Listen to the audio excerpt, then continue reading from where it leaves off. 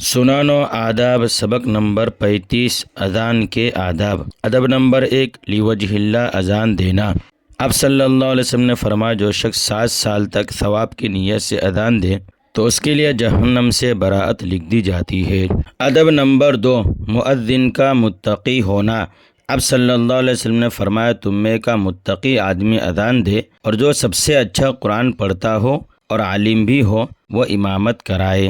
ادب نمبر 3 مؤذن کا اچھی اور بلند آواز والا ہونا۔ آپ صلی اللہ علیہ وسلم نے حضرت عبداللہ بن زید بن عبد ربہ سے فرمایا کہ حضرت بلال کے ساتھ کھڑے ہو جاؤ اور خواب میں جو دیکھا ہے وہ انہیں کہتے جاؤ تاکہ وہ اذان دے کیونکہ ان کی آواز آپ سے بلند ہے۔ ادب نمبر 4 گانے کے طرز پر اذان نہ دینا۔ حضرت یحییٰ بکائی فرماتے ہیں ایک شخص نے حضرت ابن عمر رضی اللہ عنہ سے کہا میں آپ سے اللہ تعالیٰ کے لیے محبت کرتا ہوں، تو ابن عمر رضی اللہ عنہ نے فرمایا میں آپ سے اللہ کے لیے بغض رکھتا ہوں۔ تو اس شخص نے عرض کیا کیوں؟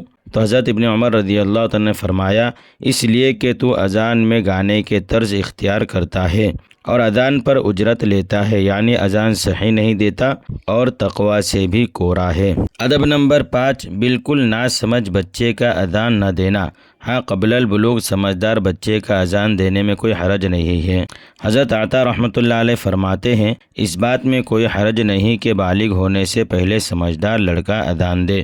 ادب نمبر 6 وقت کی پابندی کرنا۔ آپ صلی اللہ علیہ وسلم نے فرمایا مؤذنین مسلمانوں کے نمازوں کے امین ہے، یعنی قبل از وقت اذان نہ دے۔ ادب نمبر 7 باوضو اذان دینا۔ آپ صلی اللہ علیہ وسلم نے فرمایا باوضو شخص ہی اذان دے۔ ادب نمبر 8 بلند جگہ پر اذان دینا۔ حضرت بلال رضی اللہ تعالیٰ عنہ بنی نجار کی ایک عورت کے مکان کی چھت پر اذان دیا کرتے تھے۔ مسجد کے اطراف میں سب سے زیادہ اونچا گھر اس کا تھا۔ ادب نمبر 9 اذان قبلہ رخ ہو کر دینا۔ حضرت عبداللہ بن زید بن عبد ربہ کے خواب میں آ کر اذان دینے والے فرشتے نے قبلے کی جانب رخ کیا۔ ادب نمبر 10 کھڑے ہو کر اذان دینا۔ ایک انصاری صحابی فرماتے ہیں میں نے خواب میں ایک شخص کو دیکھا کہ اس کے بدن پر ایک دوہرے کپڑے ہیں۔ وہ مسجد کی چھت پر کھڑا ہوا اور اس نے اذان دی، پھر تھوڑی دیر بیٹھا، پھر کھڑے ہو کر اذان جیسے کلمات کہے، یعنی اقامت کہی۔ ادب نمبر 11 کانوں میں انگلیاں ڈالنا۔ حضرت ابو جحیفہ رضی اللہ عنہ فرماتے ہیں میں نے حضرت بلال رضی اللہ تعالیٰ عنہ کو دیکھا کہ وہ اذان دے رہے ہیں اور حی علی الطیب میں گھوم رہے ہیں اور اپنے منہ کو ادھر ادھر گھما رہے ہیں، اس حال میں کہ ان کی دونوں انگلیاں کانوں میں تھی۔ ادب نمبر 12 اذان میں مسنون الفاظ کا اہتمام کرنا۔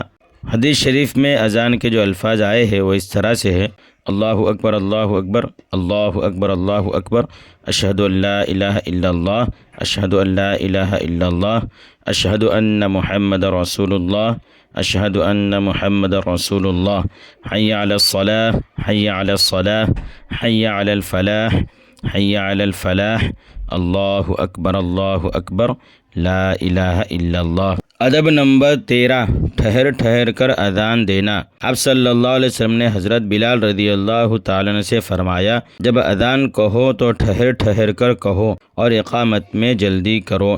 ادب نمبر 14 حی علی الطیب کے وقت مؤذن کا اپنے چہرے کو دائیں بائیں گھمانا۔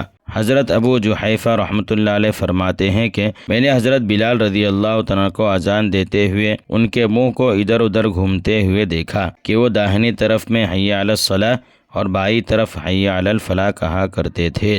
ادب نمبر 15 فجر کی اذان میں حی علی الفلاح کے بعد 2 مرتبہ الصلاۃ خیر من النوم کہنا۔ حضرت ابو محذورہ رضی اللہ عنہ کو اذان سکھاتے ہوئے اللہ کے نبی صلی اللہ علیہ وسلم نے فرمایا اگر فجر کی نماز کا وقت ہو تو حی علی الفلاح کے بعد کہو الصلاۃ خیر من النوم الصلاۃ خیر من النوم۔